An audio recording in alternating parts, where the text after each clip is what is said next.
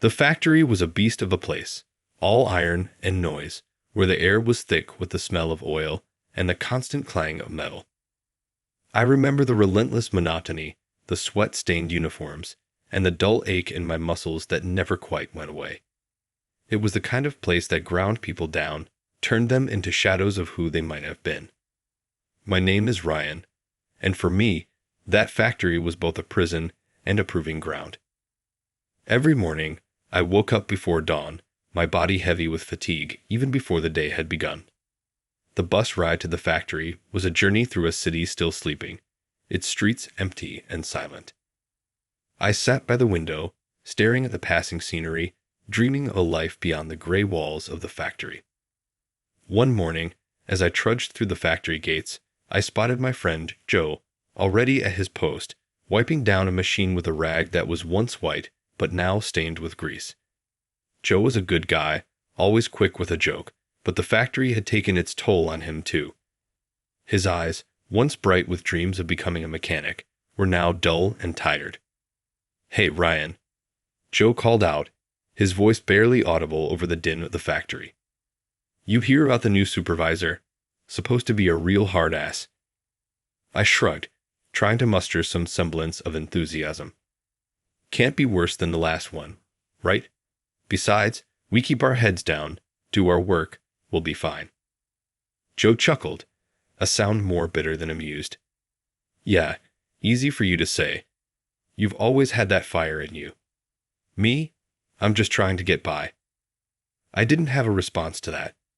Joe was right, in a way. I did have a fire in me, a burning desire to escape, to make something of myself. But the factory had a way of dousing those flames, of making even the brightest dreams seem distant and unattainable. At lunch, I found a quiet corner and pulled out my old, tattered diary. It was my secret, my lifeline. In it, I wrote down my dreams, my plans, my goals. I wanted a good job, a comfortable home, a name that people recognized. I wanted to be more than just another cog in the factory's relentless machine. As I scribbled in my diary, I felt a presence behind me. I turned to see Mr. Collins, one of the senior workers, looking over my shoulder. He was a gruff man, with a face etched by years of hard work and disappointment. "What's that you got there, Ryan?" he asked, his voice a low rumble. I hesitated, then held up the diary. "Just something I write in. Helps me keep track of my goals." Mr. Collins nodded slowly. "Goals are good. Keeps a man focused. But remember, boy, it's hard work and determination that get you anywhere. Dreams without effort are just fantasies." "I know, Mr. Collins," I replied, meeting his gaze. "But sometimes writing them down makes them feel more real, like I can actually achieve them." He grunted in approval. "Fair enough. Just don't let those dreams make you forget where you are and what you need to do to survive." That night, after a long day of cleaning and maintaining the machines, I collapsed onto my bed, exhausted. My small apartment was a far cry from the comfortable home I dreamed of, but it was mine, and it was a step up from where I had started. I pulled out my diary once more, adding a new entry. Today, I was reminded that dreams need hard work to become reality. One day, I'll look back on this and see how far I've come. Until then, I'll keep pushing, keep striving. I won't let this place break me. As I closed my diary, I felt a renewed sense of determination. The factory might have been my starting point, but it wouldn't be my end. I was going to rise above it, no matter how long it took. The day I was promoted to driver for the factory director felt like a dream come true. It was an escape from the relentless grind of the factory floor, a step toward a future I had always envisioned. My new role was a significant change. No more sweat-stained uniforms or the deafening clatter of machines. Instead, I wore a crisp suit and drove a sleek car, ferrying the director to meetings and events. Every drive was an education, a glimpse into a world I aspired to join. My first day as a driver was nerve-wracking. I remember sitting behind the wheel, my hands gripping the steering wheel tightly as I waited for Mr. Thompson, the factory director, to arrive. He was a formidable figure, known for his sharp mind and even sharper tongue. When he finally stepped into the car, I was determined to make a good impression. "Good morning, Mr. Thompson," I greeted him, trying to keep my voice steady. He glanced at me briefly before nodding. "Morning, Ryan. Let's get going.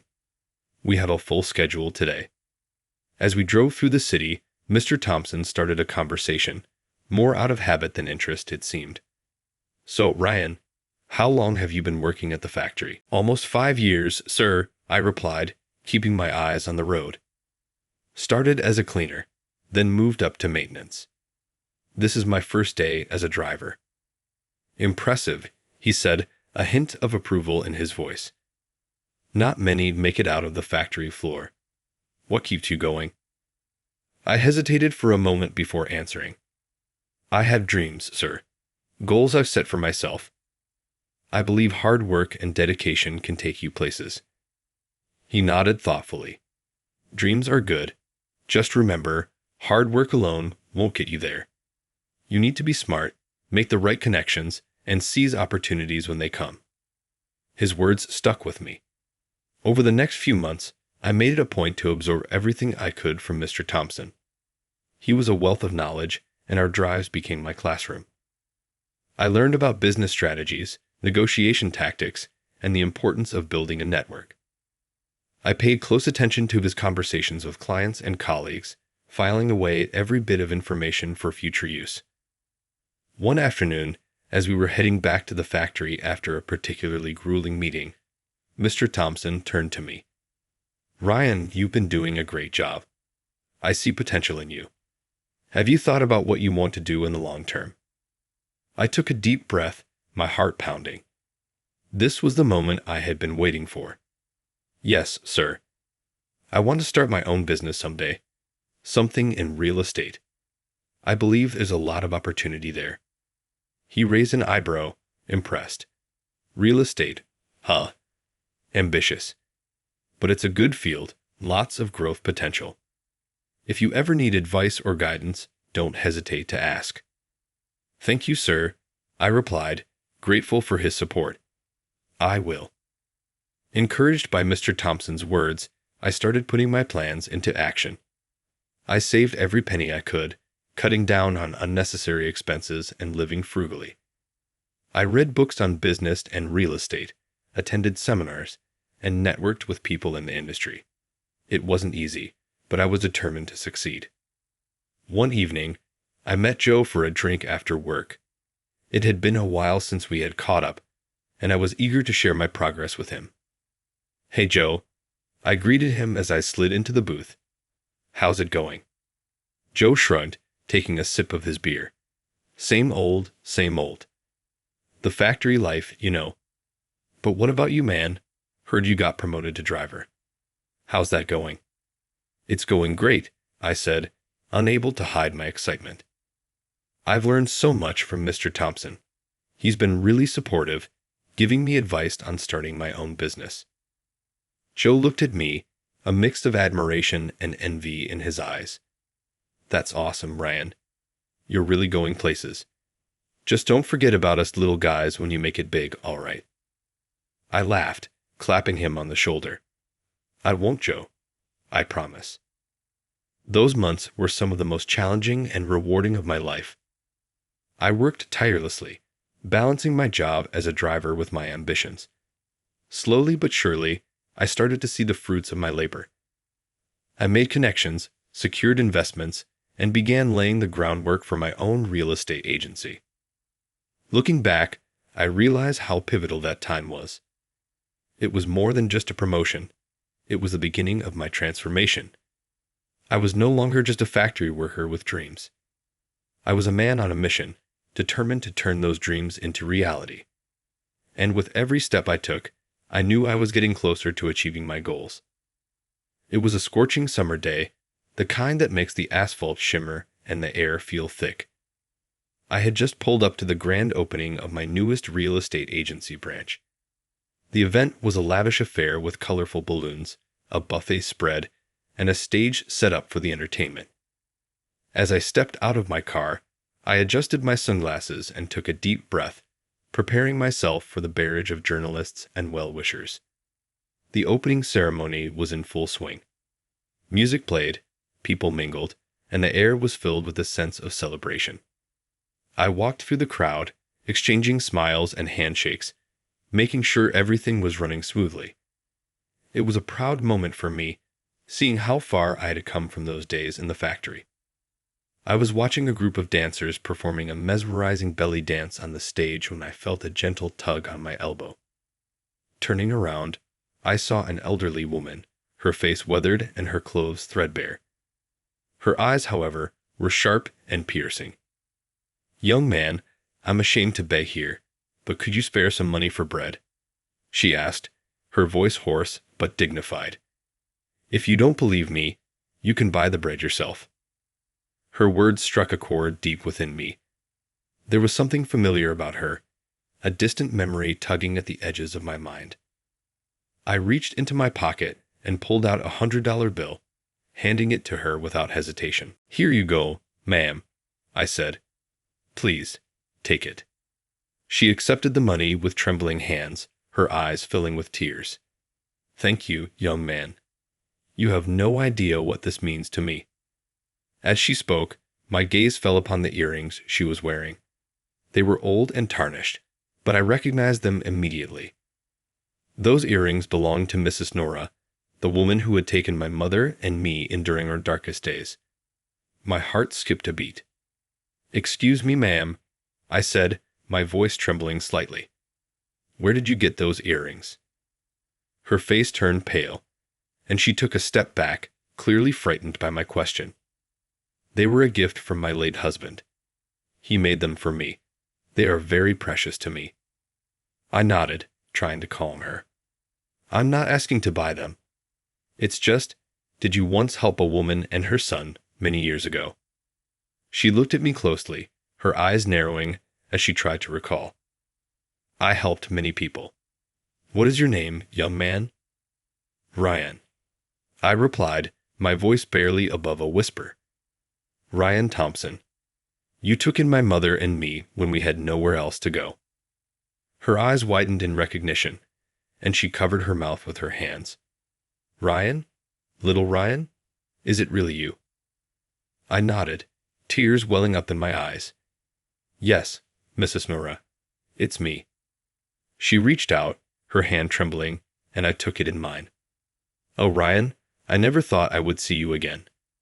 Look at you, all grown up and successful. I'm so proud of you." I squeezed her hand gently, feeling a wave of gratitude and emotion wash over me. "Mrs. Nora, you saved us. If it weren't for you, I don't know where we would be today." She shook her head, tears streaming down her face. "No, Ryan. You did this all on your own. I just gave you a place to stay. You're the one who turned your life around." At that moment, the crowd around us seemed to disappear, and it was just the two of us, reconnecting after so many years. I led her to a quiet corner and sat down with her, eager to catch up. "Tell me, Mrs. Nora," I said gently. "What happened to you? How did you end up here?" She sighed, her shoulders slumping. "It's a long story, Ryan. After you and your mother moved out, things were fine for a while. But a few years ago, my granddaughter, Noelle, had a terrible accident. A police officer attacked her, and she was left paralyzed. We've been struggling ever since." My heart sank. "I'm so sorry to hear that, Mrs. Nora. You shouldn't have to go through this. Noelle shouldn't have to suffer." She nodded, her eyes filled with pain. "It's been hard, Ryan. I've tried everything to get justice for her, but no one listens. And now, we're barely getting by." I felt a surge of determination. "Mrs. Nora, you helped me when I needed it the most. Now it's my turn to help you. I promise I'll do everything I can to support you and Noelle." She looked at me, a glimmer of hope in her eyes. "Thank you, Ryan. You have no idea what this means to me." We sat there for a while longer, talking and reminiscing about the past. As the sun began to set, I knew that this encounter was no coincidence. It was a chance for me to repay a debt and make a real difference in the lives of two people who had once done so much for me. As I stood up to rejoin the event, I made a silent vow. I would ensure that Mrs. Nora and Noel received the help they needed. I would fight for their justice and give them the support they deserved. This was just the beginning of a new chapter in our intertwined stories, one where I could finally give back to those who had given me so much. The sun dipped below the horizon, casting long shadows across the city. I left the event with a heavy heart, determined to learn more about Mrs. Nora's situation. The encounter had opened a floodgate of memories and emotions, and I couldn't ignore the urgency of her plight. That night, I barely slept, my mind racing with thoughts of how to help her and Noel. The next morning, I called Mrs. Nora to arrange a meeting at her home. She lived in a dilapidated part of town, far from the affluent neighborhoods my business often dealt with. As I drove through the narrow, run-down streets, I felt a pang of guilt for having lost touch with the people who had once been so crucial to my life. When I arrived at Mrs. Nora's address, I saw her modest house, a small, weather-beaten structure that had clearly seen better days. She greeted me at the door with a warm but weary smile. "Thank you for coming, Ryan," she said, ushering me inside. It's been so long since I had anyone visit. The interior of the house was sparse but tidy. Mrs. Nora led me to the living room, where a young woman lay on a makeshift bed. Noel. Her face was pale, and she looked frail, but her eyes were bright and curious. "Noel, this is Ryan." Mrs. Nora introduced us. He was a little boy when I first met him. Now he's all grown up and successful. Noel managed a weak smile. "Nice to meet you, Mr. Thompson." "Please call me Ryan," I said, sitting down beside her. "How are you feeling, Noel?" She shrugged slightly. "Some days are better than others, but I'm trying to stay positive." Mrs. Nora sat down across from us, her expression a mix of pride and sorrow. "Ryan, I don't know where to begin. After the accident, everything changed. Noelle was a bright, active young woman with her whole life ahead of her. And then that officer. He took it all away." I leaned forward, listening intently. "Tell me what happened, Mrs. Nora. I want to understand everything." She took a deep breath and began her story. "It happened 5 years ago. Noelle was on her way home from work, early because it was my birthday. She noticed a police officer following her. At first, she thought it was just a coincidence, but then he approached her, making advances. Noel tried to explain that she wasn't interested, but he wouldn't take no for an answer. He became aggressive, and he attacked her. Noel's voice was soft but steady as she continued. He pushed me down the stairs. I remember the pain, the fear. When I woke up in the hospital, they told me I was paralyzed from the waist down. The officer was never held accountable. He claimed it was an accident, and they believed him. Anger surged within me. That's unacceptable. This man should pay for what he did. Mrs. Nora nodded, her eyes filled with tears. "We tried everything, Ryan. We went to the police, hired lawyers, but nothing worked. They brushed us aside, said we didn't have enough evidence." I clenched my fists. This isn't right. We have to fight back. Mrs. Nora looked at me, hope flickering in her eyes. "But how, Ryan? We don't have the resources or the influence to take on the police." "You do now," I said firmly. "I have connections, resources, and a team of lawyers who can help. We will get justice for Noel." Noel's eyes widened with surprise and gratitude. "Do you really think we can win?" "I do," I said with conviction. "It's going to be a tough battle, but we can't let him get away with this. You deserve justice, Noel."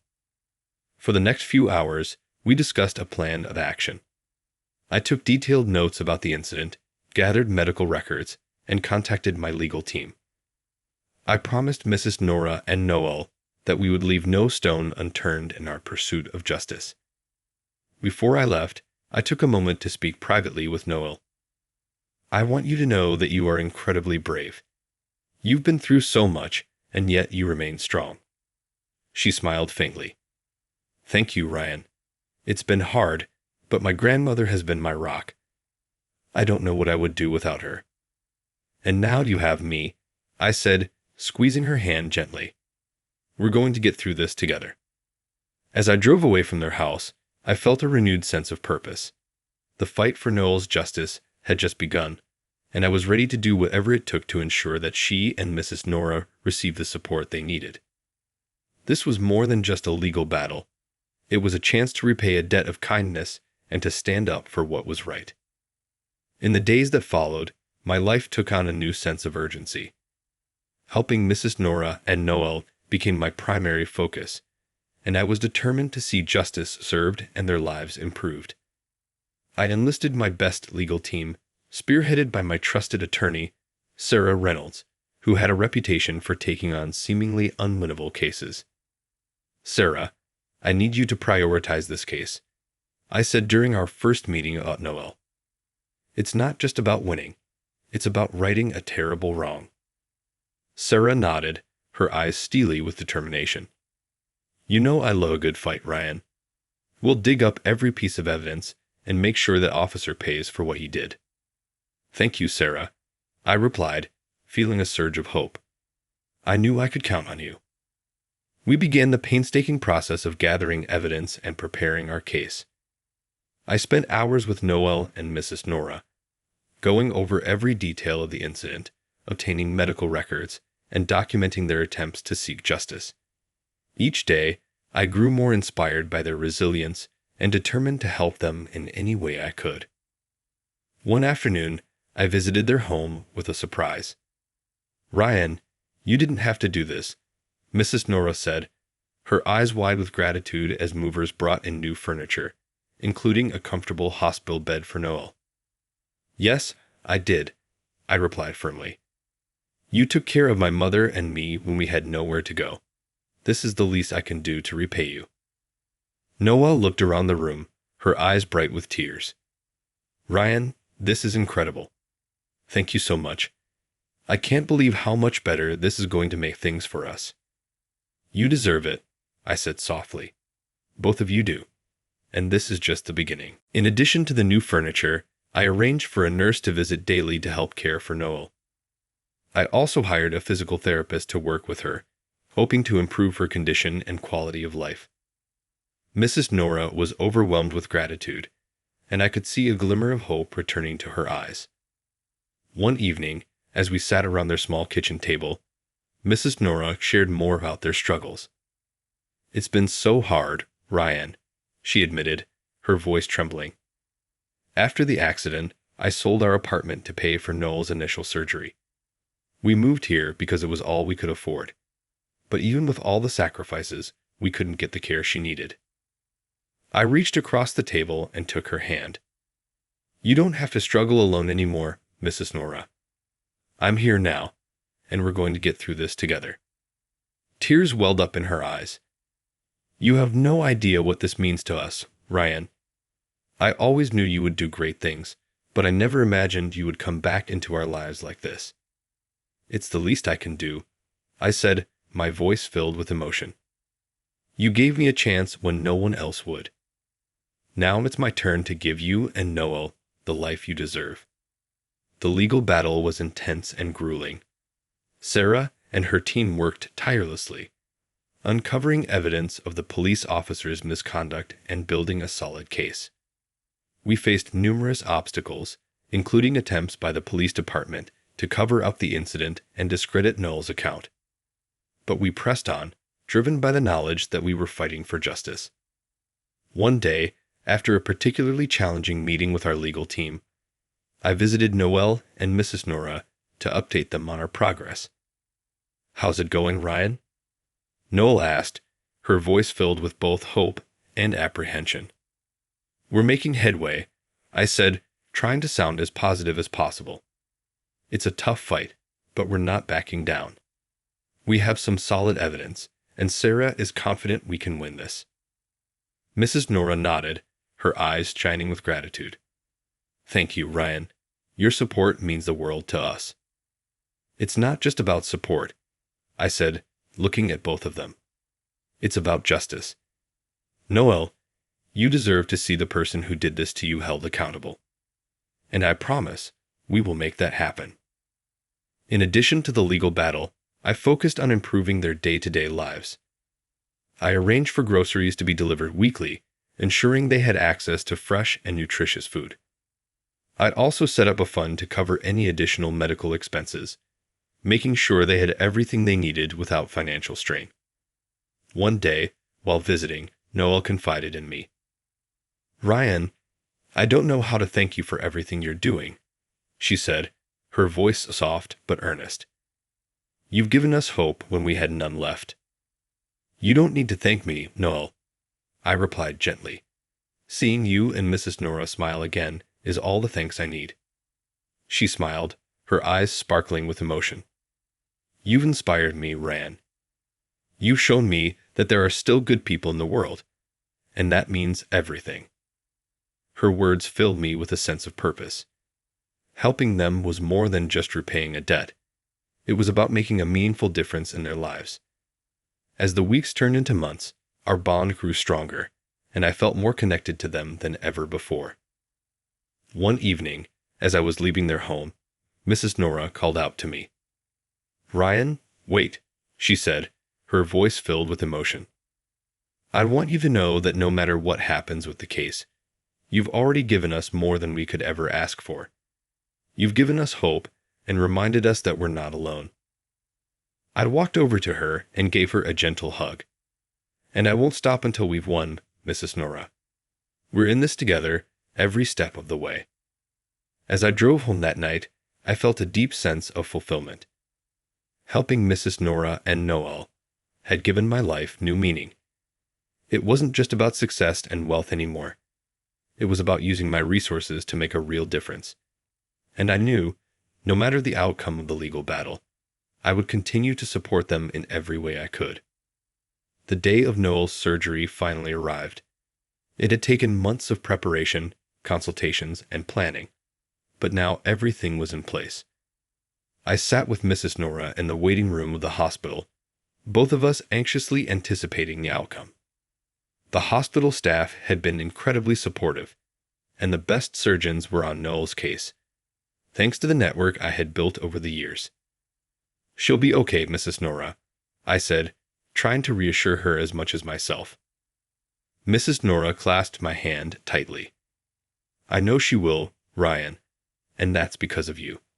You've done so much for us. As we waited, memories of my own struggles and triumphs flooded back. It was surreal to think about how far I had come from my days as a factory cleaner and driver. Now I had the means to truly change lives, and I felt a deep sense of responsibility to use my resources wisely. After what felt like an eternity, the surgeon emerged from the operating room. We both stood up immediately, hearts pounding. How is she, doctor? I asked, my voice tense. The surgeon smiled. The surgery went well. Noel will need time and physical therapy to recover, but she should regain much of her mobility. It's a positive outcome. Tears streamed down Mrs. Nora's face as she embraced me. Thank you, Ryan. Thank you so much. It's not just me, Mrs. Nora, I said, holding her tightly. It's all of us. We're a team. Noel's recovery process was challenging, but she faced it with incredible courage and determination. I made sure she had the best physical therapists and caregivers to aid in her rehabilitation. During this time, I visited often, bringing her favorite books and movies to keep her spirits high. One afternoon, as I sat by her bedside, Noel looked at me with a mixture of gratitude and curiosity. Ryan, why are you doing all this for us? She asked softly. I smiled, thinking back to my childhood. Because when I was a kid, your grandmother did the same for me and my mother. She took us in when we had nowhere to go. She gave us hope and a chance to start over. Now it's my turn to give back. Noel's eyes filled with tears. I can't imagine what that must have been like. But I'm so grateful for everything you've done. You're giving me a chance to live my life again.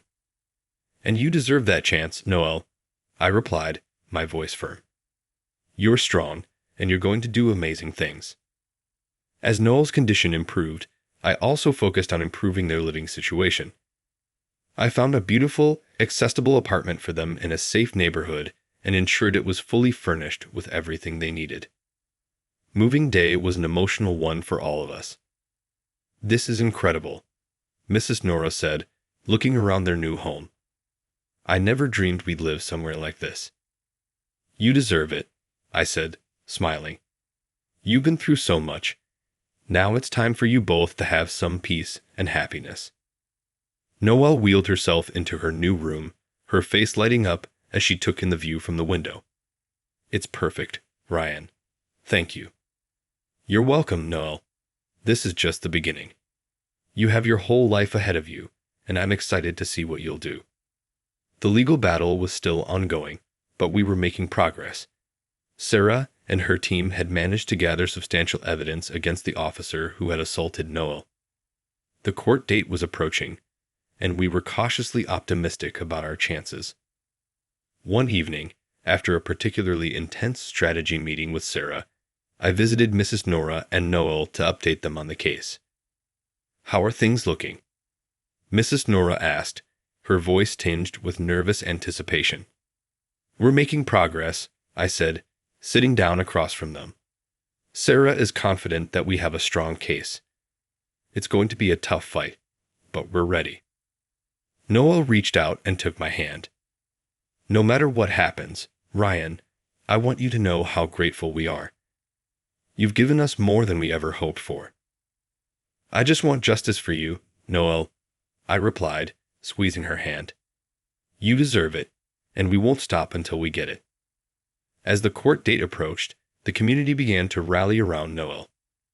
News of her story had spread, and many people were outraged by what had happened to her. There was a growing sense of support and solidarity, and it was clear that we were not alone in our fight for justice. On the day of the trial, the courtroom was packed.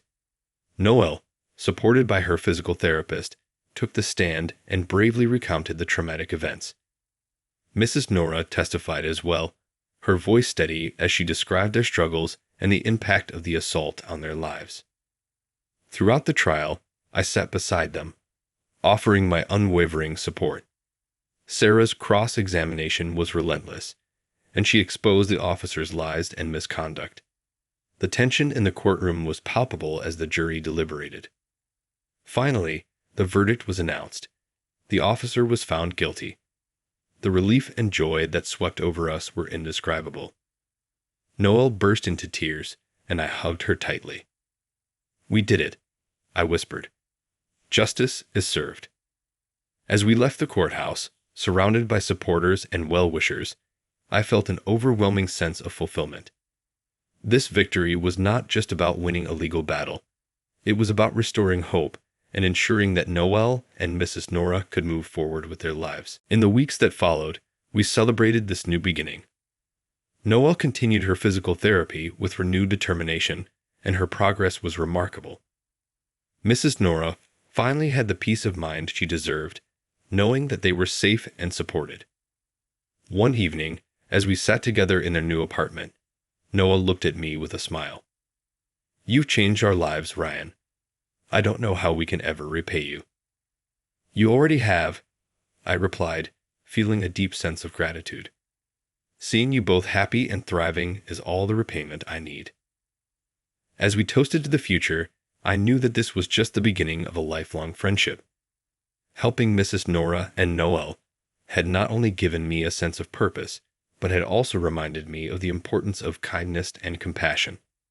And in that moment, surrounded by the people who had become like family, I felt truly at peace. Months passed, and Noel's recovery continued to progress. The legal victory had given her a new lease on life, and she attacked her physical therapy with relentless determination. Each day, she grew stronger, both physically and emotionally. As for Mrs. Nora, She blossomed in their new home, finding peace and comfort that had long been absent from her life. One sunny morning, I visited Noel and Mrs. Nora in their apartment.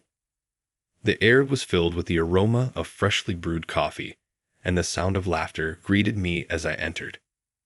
"Ryan, come in," Noel called from the kitchen. "We're making breakfast. Join us." I smiled, hanging my coat on the rack. I wouldn't miss it for the world. We sat around the table, enjoying pancakes and reminiscing about the journey we had shared. It felt like a family gathering, and my heart swelled with gratitude for these two remarkable women. "Noel," I said, setting down my coffee cup, "I've been thinking about something.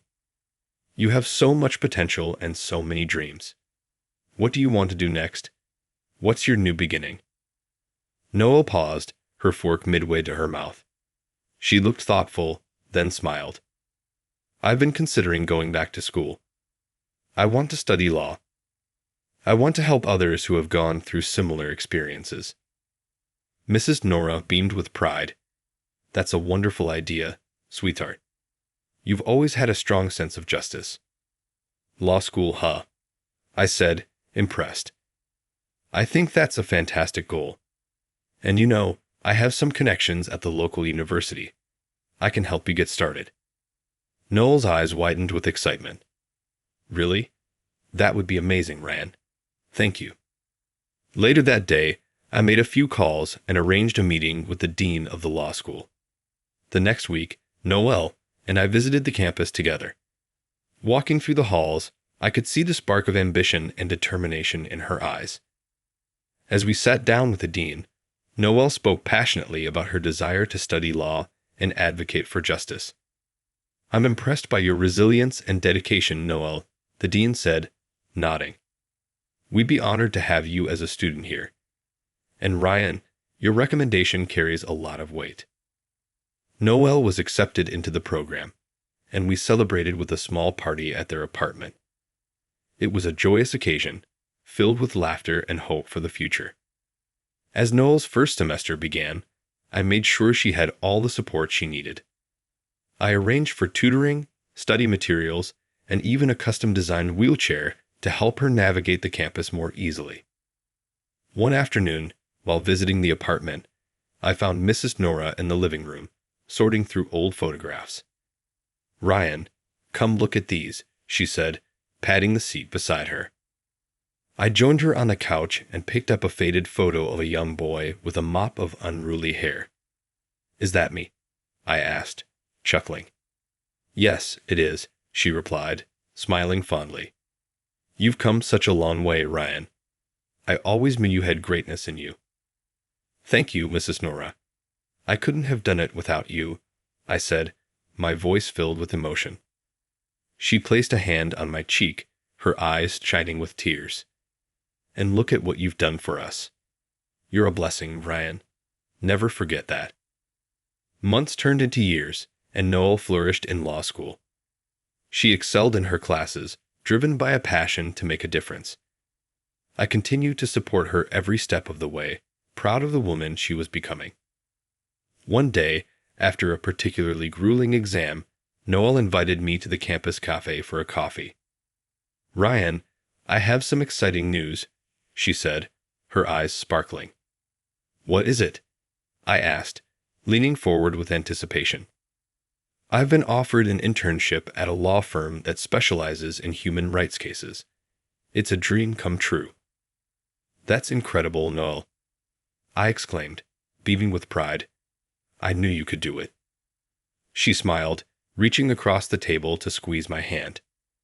"Thank you for believing in me, Ryan. I couldn't have done it without your support." "No, Noel. You did this. Your strength and determination got you here. I'm just glad I could help along the way." As Noel began her internship, I continued to check in with Mrs. Nora, ensuring she had everything she needed. Her health had improved significantly, and she had found a new sense of purpose, volunteering at a local community center. One evening, as we sat on their balcony, watching the sunset, Mrs. Nora turned to me. "You know, Ryan, you've not only changed our lives, but you've also reminded me of the goodness in the world. You've given us hope." I smiled, feeling a deep sense of contentment. "And you've given me a family. I'm grateful for that every day." Years later, Noelle graduated from law school with honors. The ceremony was a moment of triumph and joy, and as she walked across the stage to receive her diploma, I felt an overwhelming sense of pride. After the ceremony, we gathered for a celebratory dinner. As we raised our glasses for a toast, Noelle stood up, her eyes shining with gratitude. "To Ryan," she said, her voice filled with emotion, "for giving us a new beginning and believing in the power of kindness and second chances." We clinked glasses, and I looked around at the faces of those I held dear. In that moment, I knew that my journey had come full circle. I had found success, but more importantly, I had found a way to give back and make a difference. As we celebrated, I felt a sense of fulfillment that went beyond any business achievement. It was a new beginning for all of us, and I was ready to embrace whatever the future held, knowing that together we could overcome anything. Epilogue. Years later, Noelle became a renowned lawyer, advocating for human rights and justice. Mrs. Nora continued to volunteer, touching countless lives with her kindness. And as for me, I remained a part of their lives, cherishing the bond we had formed. We often gathered for dinners, reminiscing about our journey and celebrating our victories. Our story was one of resilience, gratitude, and the enduring power of compassion. And as I looked around at my chosen family, I knew that this was the true measure of success.